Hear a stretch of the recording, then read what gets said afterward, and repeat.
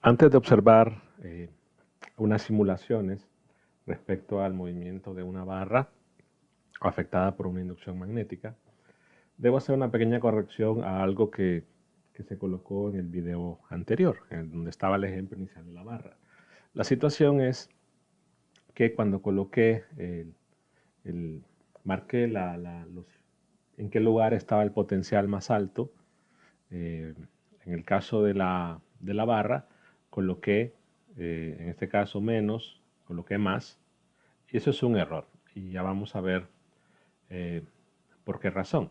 Es decir, yo había mencionado que lo que se marca es, esto está correcto, es el movimiento, eh, la corriente convencional, es decir, el movimiento de la carga positiva. Claro, recordemos que la fuerza electromagnética era pues un término Q por E, donde E es el que se producía por una variación del campo B con respecto al tiempo y el que llamamos EM es el que se produce justamente por el movimiento del circuito. Entonces, en realidad lo que podemos o debemos corregir es que en ese caso esa FEN inducida, el lugar que está a mayor potencial es el lado izquierdo. Dado que recordemos que tenemos una velocidad que va hacia arriba, el campo B que iba entrando, el producto cruz de B cruz B, y recordemos que lo que se está marcando es el movimiento de una carga positiva, porque estamos con la corriente convencional. Entonces aquí tengo una carga que es positiva, entonces la fuerza que va a experimentar esa carga positiva sería a la izquierda. Recordemos que como no hay circuito, es decir, como no hay circuito, aquí esto lo hemos marcado un circuito imaginario, pero como no hay circuito, debemos decir entonces que la carga positiva se mueve en un lado, que la carga negativa al lado contrario. Entonces, lo que va a suceder es que luego de cierto tiempo, es decir, tras que se empieza a mover, tenemos ese E de movimiento, va a empezar a afectar a las cargas que puedan desplazarse, en este caso las cargas negativas, pero si yo marco la dirección del movimiento de las cargas positivas sería hacia la izquierda, por lo tanto, en el lado izquierdo lo que tendríamos o lo que va a suceder es que se va a empezar o vamos a tener una acumulación de carga positiva. En cambio, en el lado izquierdo, en el lado derecho, tendríamos una acumulación de carga negativa. De forma que ocurre lo siguiente, ¿no? Mientras o tras que iniciamos el movimiento y tenemos una carga aquí, una carga, tras que se empieza a mover, entonces tendríamos una fuerza, digamos, magnética por el producto de la carga, por la E de movimiento, y la carga se va a mover y evidentemente, repito, va a haber una acumulación de carga positiva. Entonces colocaríamos aquí una densidad de carga positiva y de este lado una densidad de carga negativa. Lo que sucede es que, claro, esa acumulación de carga se va a ir dando de manera continua. No es que va a aparecer de un solo. Entonces, tras que ya tengamos carga que se vaya acumulando, debido a esa carga va a aparecer un campo eléctrico que su magnitud va a empezar a aumentar. En ese sentido, es decir, tras que no se tenga o mientras no hayamos alcanzado el equilibrio, y este sí va a ser un campo conservativo, es decir, que mientras no alcancemos el equilibrio, la carga se empieza a acumular, carga positiva acá, carga negativa acá, entonces ese empieza a aumentar y cuando tenemos el equilibrio, recordemos que la fuerza, en el caso del equilibrio, la fuerza sobre pues, cualquier carga tiene que ser cero, ¿no? Entonces, tendríamos que en ese caso la fuerza magnética tendría que ser igual al producto de Q por E cuando se alcanza el equilibrio electrostático.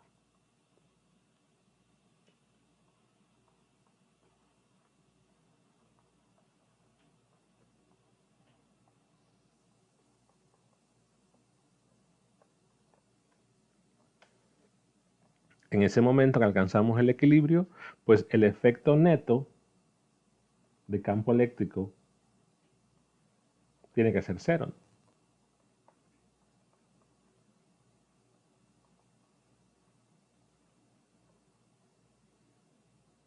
Entendemos que quizás podemos llamarle a este E en el interior para decir que o referirnos a es el que se va a producir, el que va a ir aumentando mientras la distribución de carga superficial se termina de formar. En el momento que ya alcancemos el equilibrio, entonces el campo total tiene que ser cero. Esa situación quizás lo podemos representar de la manera, si tengo una carga positiva, tengo densidad de carga positiva de este lado, negativa de este lado. Entonces, este E es el que, repito, va a ir surgiendo en el instante o en el lapso de tiempo que tarde en alcanzarse el equilibrio electrostático. De manera que cuando ya se alcanza el equilibrio, tendríamos un campo total en el interior cero y ese campo total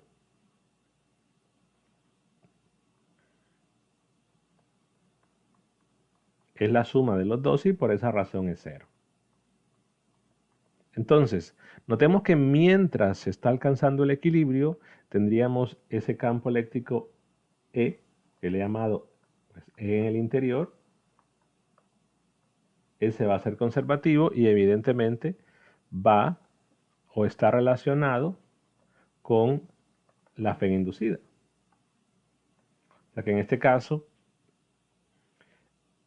mientras se está alcanzando o cuando ya se alcanza el equilibrio, si solo quiero medir ese factor, si solo quiero ver cuánto es el en inducido, cuando ya tenemos, repito, el equilibrio, entonces yo puedo decir que dado, consideramos que es un conductor o que ese campo es uniforme, entonces el campo eléctrico, su magnitud, digamos, lo puedo poner así, su magnitud que va a ser igual al producto de B cruz B,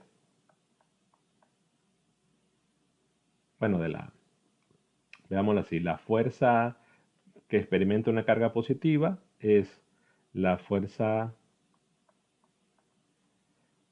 magnética. En este caso, notemos que a la base del producto cruz, como aquí el campo B es perpendicular, entonces puedo hablar directamente que la magnitud del producto cruz es así. Entonces se va la carga y tendría que ese campo en el interior es igual al producto de la velocidad por B. Y que además, repito, esto es cuando ya se alcanzó el equilibrio. Y además, cuando ya se alcanzó el equilibrio, ese campo tiene que ser igual a la FEG inducida por la longitud.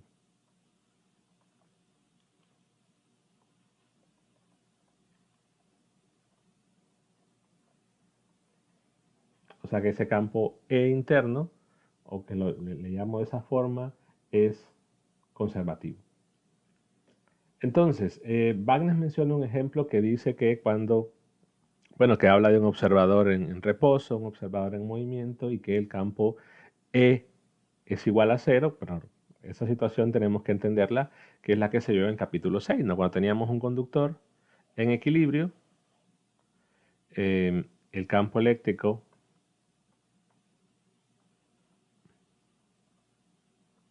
va a ser igual a cero en el interior.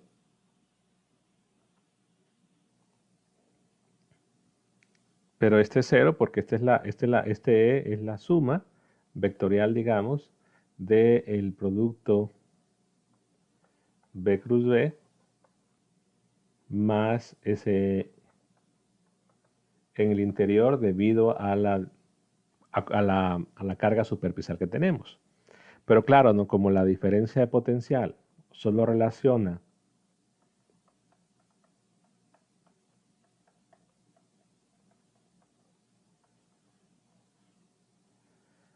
a ese interior que es el conservativo, al tener dos campos, la situación de que dentro del conductor tengamos una equipotencial ya no se va a cumplir. O sea, el campo va a ser cero, pero dentro del conductor ya no tendríamos un equipotencial.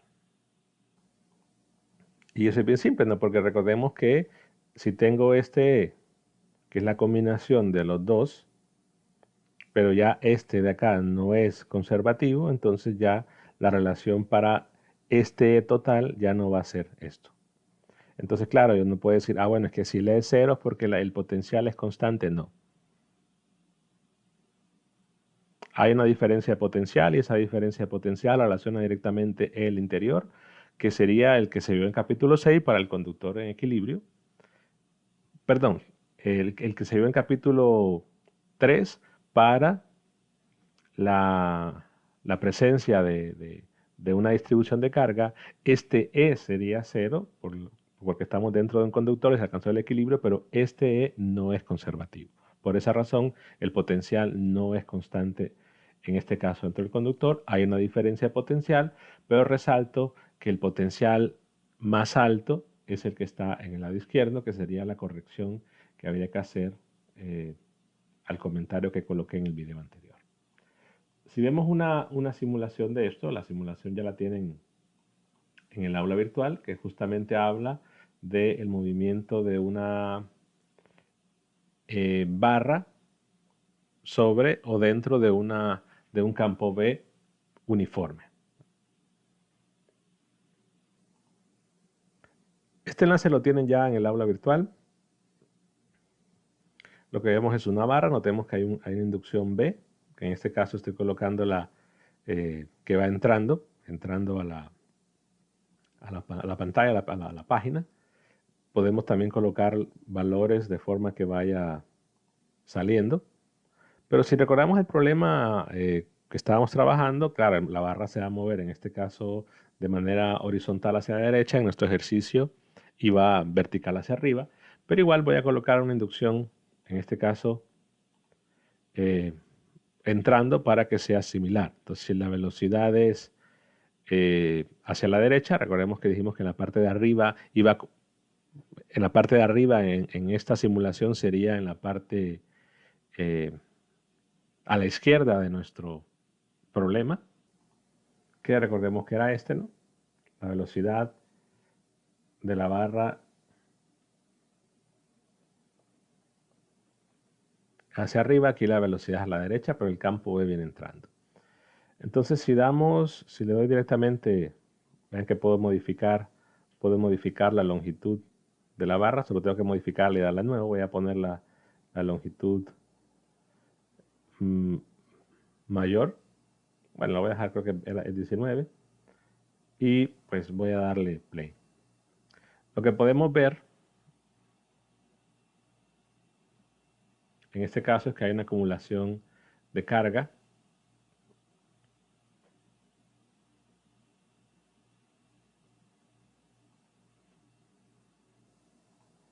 Y si vemos las instrucciones, aquí menciona que los puntos en color rojo en un extremo indican una carga positiva y los de color azul una carga negativa. O sea que se está produciendo aquí. Vuelvo a iniciar. Vean que poco a poco se va produciendo esa densidad de carga. Dependerá del tiempo de relajación del conductor.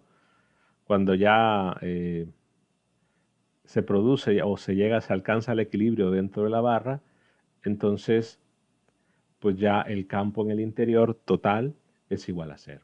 También podemos ver la fuerza. En este caso recordemos que hay dos. La fuerza magnética o la fuerza por el movimiento y la fuerza debido al campo eléctrico que empieza a variar puesto que tenemos una acumulación de carga que todavía no está como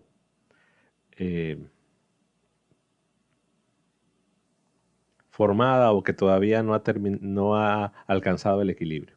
Si ya marco la fuerza, podemos ver justo en la animación que la fuerza magnética pues tiene una magnitud constante, pero ya la fuerza eléctrica, que es por esa diferencia de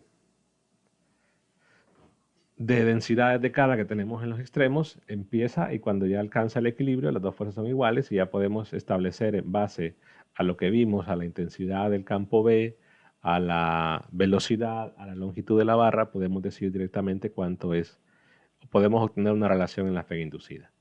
De igual forma, puedo cambiar en este caso la dirección del campo. En este caso el campo va saliendo, la velocidad va siempre a la derecha. Vean que en este caso la fuerza magnética va hacia abajo, la densidad de carga positiva la tenemos abajo, la densidad de carga negativa la tenemos arriba. Y en el momento que el campo eléctrico interior equipara al otro campo, alcanzamos el equilibrio. Y podemos medir la diferencia potencial en base a esos datos, ¿no? Lo que vale la inducción magnética, la longitud, la velocidad, etc. Siempre en la misma página, vamos a ver ahora el mismo problema de la barra, solo que ahora la barra está sobre un circuito. O sea que en este caso sí tendríamos una corriente inducida, dado que tenemos un camino cerrado para que la carga se pueda mover. Igual puedo colocar, en este caso, el campo B que esté entrando. Tendría la velocidad de la barra en este caso. Pues veamos que en este caso tengo una diferencia de potencial. El lado positivo está al cual se está moviendo la carga. Y vean que en este caso, pues tenemos un camino cerrado de manera que hay una corriente inducida. Y esa corriente inducida depende de la resistencia que tenga pues el circuito entre los puntos donde está esa diferencia potencial. Si marco la fuerza, notemos que en este caso solo hay una fuerza magnética, no hay un campo eléctrico porque no hay una acumulación de carga en los extremos de la barra porque la carga se está moviendo de manera continua. Si cambio el sentido del campo, en este caso voy a colocar que el campo va entrando,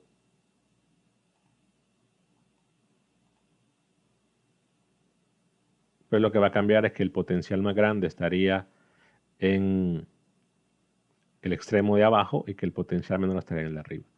Notemos en ese caso que la dirección de la corriente inducida es del potencial siempre menor al mayor, de la corriente inducida. Recordemos que estamos representando el movimiento de la carga positiva. ¿Cómo podríamos encontrar la fe inducida acá? Pues tenemos en este caso el valor del flujo porque deberíamos tener las dimensiones de la longitud, porque vean que puedo decir cuánta es la longitud del circuito. En realidad el valor de la distancia horizontal no hace falta, lo único que hace falta es la velocidad con la que se mueve. De manera que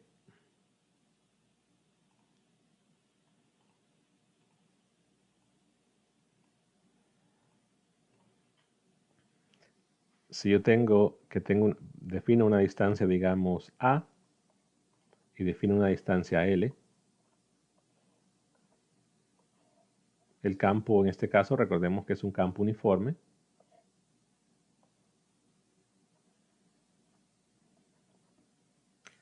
y que yo puedo calcular el flujo magnético directamente como, dado que el diferencial de área tiene la misma dirección, en este caso B es uniforme, entonces sería el producto de B sería la integral de B punto de dA, pero dado que B es uniforme, no varía ni con el tiempo ni la posición, entonces es directamente la inducción por el área, que es L por A. Luego la fe inducida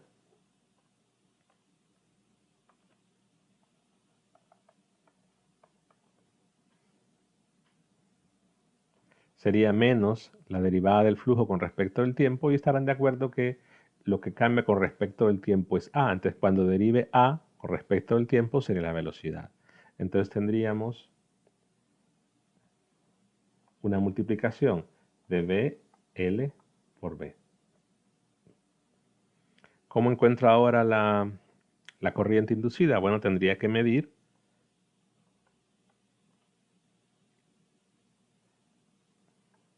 tendría la diferencia de potencial en las terminales y lo que tendría que medir es la resistencia que hay en todo el tramo este. Bueno, no puedo hacerlo en otro color, digamos que lo voy a marcar así.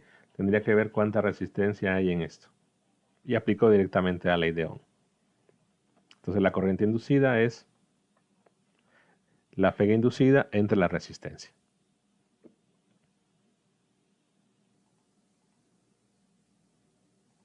Nuevamente esos valores son los que damos acá. El problema debería especificar la resistencia, pero podemos observar que si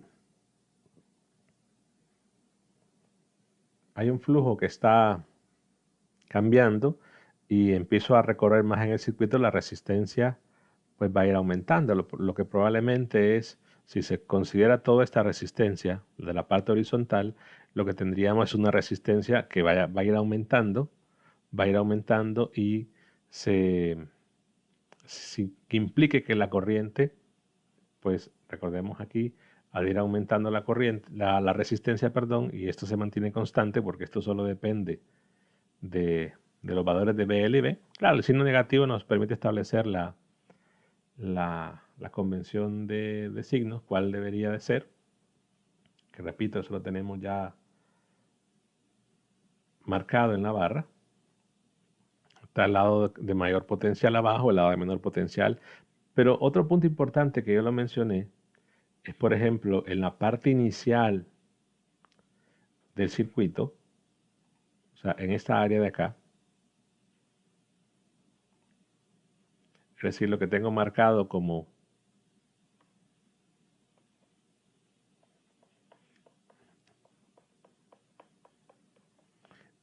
el flujo que hay sobre esa parte es constante. ¿Por qué? Porque esa área se mantiene constante y el B es constante. Entonces, al ir moviéndose la barra, lo que va a ir cambiando es la otra área, que es que en la animación está representada en un color diferente, en un color amarillo. Entonces, es este flujo en esta área el que va cambiando.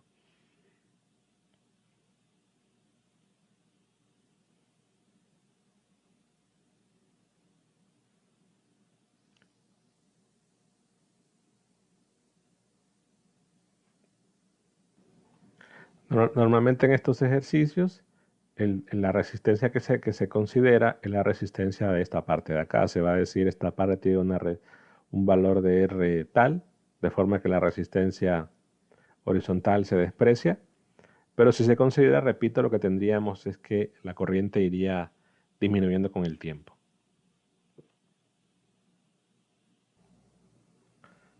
Otra simulación que aparece en la misma página es en este caso la idea de tengo una barra horizontal, esa barra la tengo extremo fijo y lo que va a suceder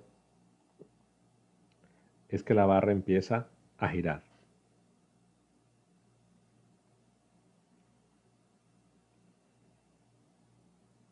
De manera que si está sobre una inducción uniforme, pues va a ser muy similar a la primera situación. Tendríamos entonces una FEN inducida, va a haber una acumulación de carga en los extremos, es una densidad de carga que va a producir un campo interior que va a buscar equilibrar al campo de movimiento y que cuando ya se alcance el equilibrio, el campo total dentro de la barra va a ser cero. En este caso, primero voy a colocar en la situación similar a la que vimos antes, el campo entrando. Recordemos entonces si el campo está entrando y en este caso lo que tenemos es una situación interesante, es que la velocidad de la barra va a ir cambiando. La velocidad lineal, ¿no? Porque la velocidad angular podría ser constante, pero la velocidad de la barra va a ser más grande en el extremo derecho que en el extremo izquierdo. Vean que puedo regular la velocidad y en este caso si le doy play, lo que veo es un circuito imaginario, veo que la carga positiva está en la parte de abajo, bueno, quizás más en el lado del centro, y la carga negativa, que es la azul, está, y lo que tendría aquí es el circuito imaginario.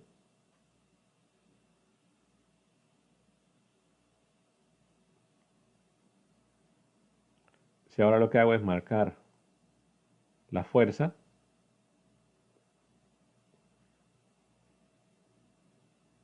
vemos que la fuerza magnética va en esta dirección, la fuerza, bueno, perdón, la magnética me refiero a la del movimiento, es la misma, y la otra, la interna, que va a buscar balancear y que, repito, va apareciendo, va aumentando su valor hasta que alcanzamos el equilibrio.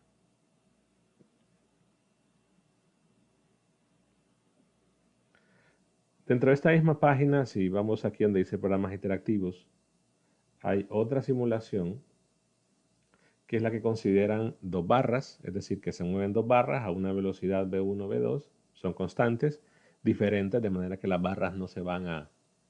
Bueno, podríamos considerar que V2 es más grande que V1, porque si no, si V1 fuese más grande, las barras se van a alcanzar. Y es la simulación 3.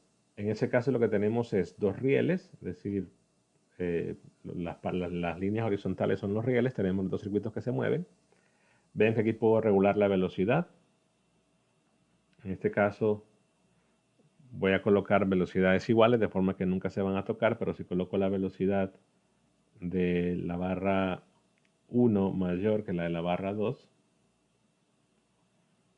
y en este caso el circuito lo cierran las dos barras que se van moviendo, o sea que si hay carga que va a moverse, va a pasar sobre el río horizontal, sobre el circuito en verde, otra vez el río horizontal y vuelve otra vez al circuito.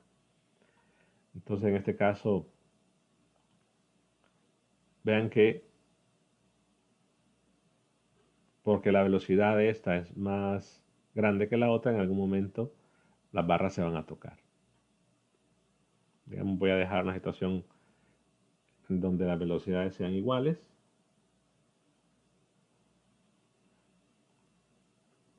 Ven que hay una acumulación de carga.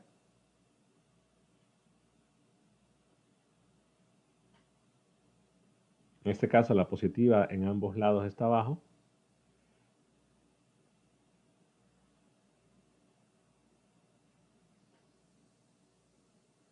Pero vean que para esta situación en que las velocidades son iguales, no, si yo marco la fuerza,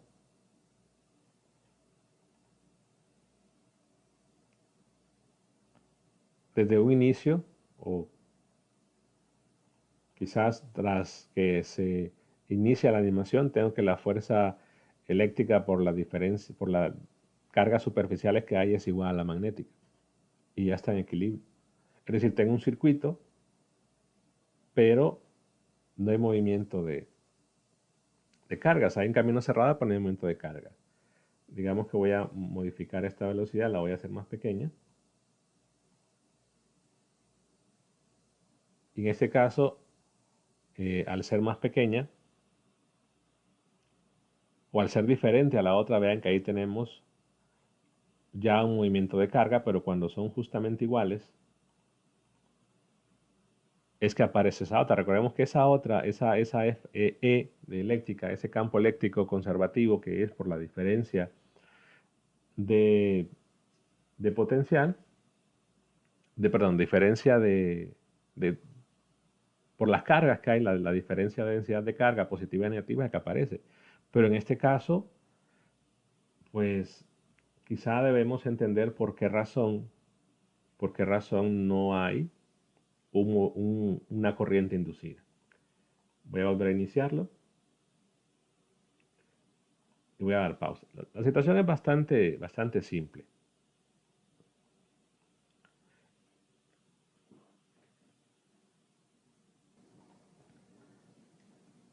Si las velocidades son las mismas, recordemos que tenemos un término de E de movimiento que es B cruz B. Estamos considerando que el B que está actuando sobre cada una es uniforme y va en la misma dirección y que la velocidad es la misma. Por lo tanto, esta E de movimiento va a ser igual, como las longitudes de las barras son iguales, entonces cuando calculemos la FEN inducida o si lo veo cómo va cambiando el flujo en, digamos, esa porción aquí de circuito imaginario, que es lo que está marcado en amarillo, y cómo va cambiando el flujo en la porción de circuito imaginario, que es lo que está marcado en verde, la variación del flujo es igual. Por lo tanto, tendríamos una FEN inducida aquí exactamente igual a la otra.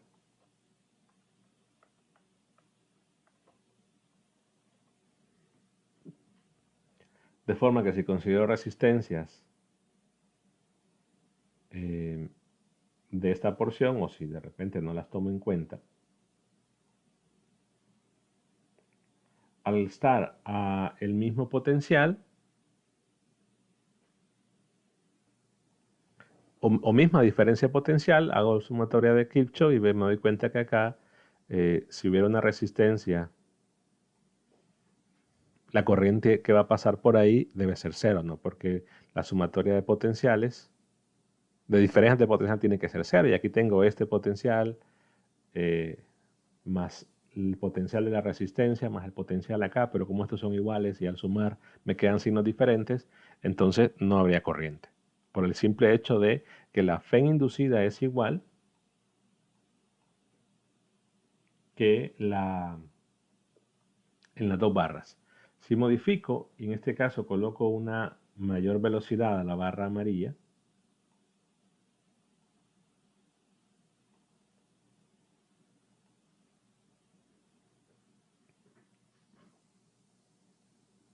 en este caso como la velocidad es mayor, claro, tarda un tiempo en que las cargas se empiecen a mover. Voy a hacer un valor un poco más grande. Creo que puedo poner hasta 10. Entonces vean que en este caso al colocar una mayor fuerza magnética de este lado, el movimiento es, pero vean que si se colocaba, si coloco 7,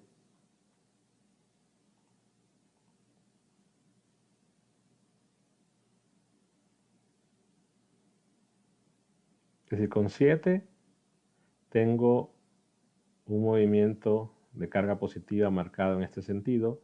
Si coloco 8,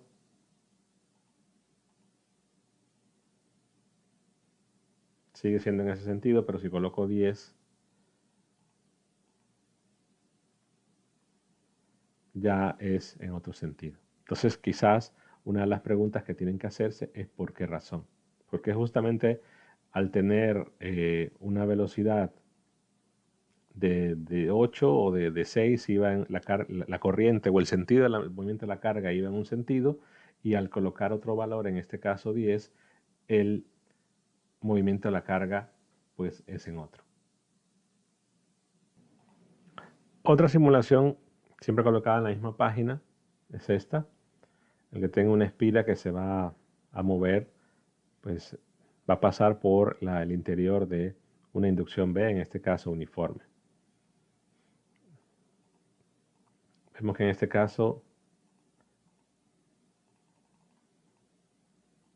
ven que ahí está marcada la carga, pero mientras, claro, se está moviendo, el circuito se está moviendo, pero la carga no se mueve respecto al circuito. ¿Por qué? Porque todavía no está el efecto del campo B. En el caso ya cuando empieza a haber un flujo del campo B, pero ya ven que el flujo empieza a cambiar porque hay áreas donde está actuando el campo B, pero ya cuando el flujo no cambia porque ya está actuando completamente, la carga se deja de mover. Cuando ya sale que el flujo empieza a cambiar, hay una corriente.